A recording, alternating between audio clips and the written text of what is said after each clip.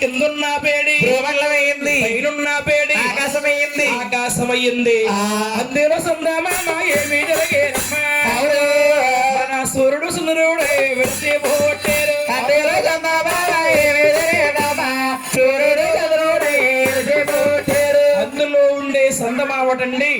మన సూర్యుడు సుందరుడు ఉదయించారు ఉదయించారు రాలిన రవ్వలు ఏమో వేనమ్మా ఆకాశమంతా సుక్కలు వేరు ఆకాశమంతా సుక్కలేను ఆకాశమంతా సుక్కలు వేరు సుక్కలేను ఆయన రాలిపోయిన రవ్వలన్నీ కూడా అవును ఆకాశానికి సుక్కల కింద ఏర్పడ్డాయి ఇలా ఉంటుండగా అవును మా తల్లి ఎలా ఉందా అమ్మ రెండు గుడ్ల మీద చక్కెర గోధుమ అవును దశకడదల్లో ఆది రెండు గడుల మీద రెండు గుడ్లు పట్టుకుని అడిగిపోతుంది అడిగిపోతుంటే రెండొక్క గుడ్డు బద్దలాసిందా బద్దలాసిన గుడ్డు ఏమో వేరమ్మా బద్దలాసిన గుడ్డ ఏమోనమ్మా బద్దలాసిన గుడ్డు ఏమో వేరమ్మా బద్దలాసిన గుడ్డ ఏమోనమ్మా ఆయన రెండో గుడ్డు బద్దలాస్తే అవును ఆ గుడ్డు లోపల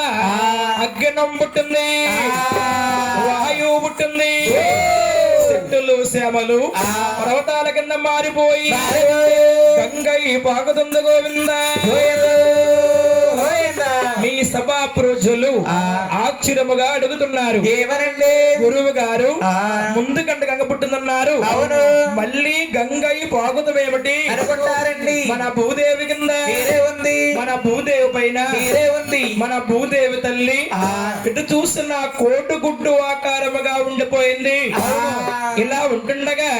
మహా తల్లి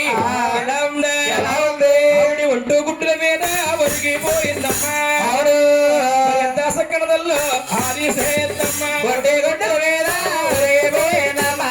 ఎంత జగదల్లి ఆడిసేద్దమ్మా ఒంటు గుడ్డు పట్టుకుని ఒరిగిపోతుంది ఒరిగిపోతుంటే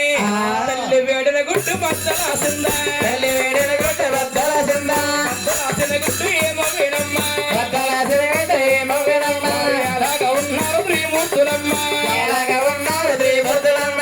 నాయన తల్లి వేడి తట్టుకోలేక అవును బళ్ళు మన బద్దలాసిపోయింది ఆ గుడ్డు లోపల అవును ఈ ముగ్గురు అబ్బాయిలు పెట్టారు గోవింద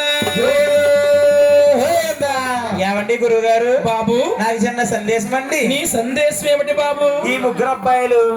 ఒకే గుడ్లో ఒకసారి పుట్టారండి అమ్మాయి కూడా గుడ్డు ఒక